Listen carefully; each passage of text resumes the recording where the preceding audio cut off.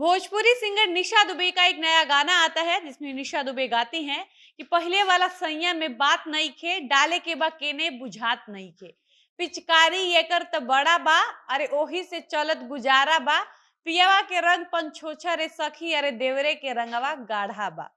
निशा दुबे का ये गाना एक दिन पहले जी म्यूजिक भोजपुरी यूट्यूब चैनल की ओर से आया है और इस गाने पर अब तक 1 लाख से ज्यादा व्यूज है। और निशा दुबे की इस गाने को लिखा है शुभम शिग्रीवाल ने और इस गाने के म्यूजिक डायरेक्टर है अभिषेक गुप्ता। निशा दुबे का ये गाना होली का नया गाना है जो द्विअर्थी संवाद से भरपूर है।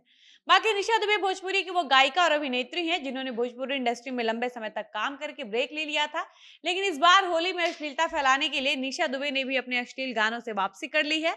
और जब से निशा आई हैं तब से कई अश्लील गाने भी गा चुकी हैं, क्योंकि निशा भी अच्छे से जानती हैं कि यही वो टाइम है जब भोजपुरी इंडस्ट्री में सबसे ज्यादा नंगापन दिखाया जाता है। ऐसे में निशा दुबे ने भी सोचा होगा कि अश्लीलता रूपी बहती गंगा में हाथ धोने से भला मैं क्यों पीछे रहूं, और इसी मौके का फायदा उठाने के लिए निशा भी अश्लील गाना गाकर अपने गाने पर व्यूज बटोरने आ चुकी हैं।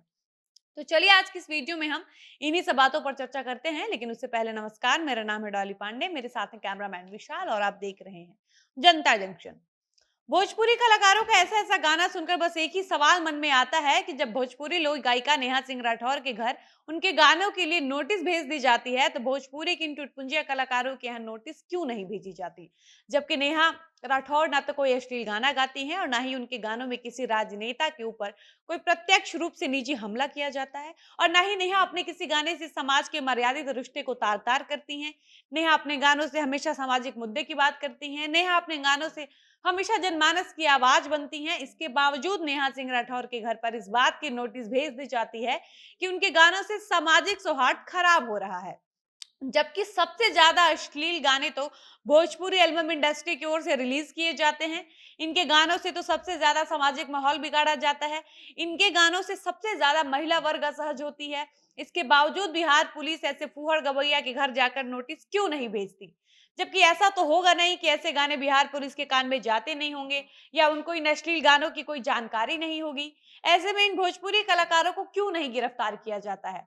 बात करें हम भोजपुरी गायक प्रमोद प्रेमी के गाने की, जिस गाने का टाइटल है चोली बेची चिराग पासवान, तो इस गाने के लिए प्रमोद प्रेमी के ऊपर एफआईआर कर दिया जाता है क्योंकि प्रमोद प्रेमी ने अपने इस गाने में राजनेताओं का नाम लिया था। लेकिन भोजपुरी कलाकार हर रोज ऐसे घटिया गाना निकालते हैं जिसमें ये कलाकार समाज की बहन बेटियों का नाम खुलकर लेते हैं। इसके बावजूद इन पर कोई एक्शन क्यों नहीं लिया जाता है। ऐसे में लगता है कि बिहार पुलिस का वो नोटिस जिसमें ऐसे गानों के खिलाफ निर्देश जारी किया गया था कि जो लोग ऐसे गाने गाएंगे उनके ऊपर कानूनी कार्रवाई की जाएगी, वो कहाँ गया। आप जाकर देखिए यूट्यूब पर इस निर्देश के जारी होने के बाद यूट्यूब पर सैकड़ों गाने रिलीज हुए हैं, जिससे न सिर्फ सामाजिक माहौल भी खराब हो रहा है बल्कि इन गानों से हर रोज अप्रिय घटनाएं भी घट रही हैं। ये टुटपुंजिया कलाकार अगर एक दिन में 5 गाने रिलीज करते हैं तो इनके 5 गानों में से एक गाना ऐसा जरूर होगा जो जाति सूचक गाना होगा। एक गाना ऐसा होगा जो महिलाओं को केंद्र में रखकर, उनके गुप्तांगों को केंद्र में रखकर बनाया गया होगा। एक गाना ऐसा जरूर मिल जाएगा जिसमें काजल, प्रिया, डिंपल, पूजा नाम की लड़कियों का जिक्र होगा।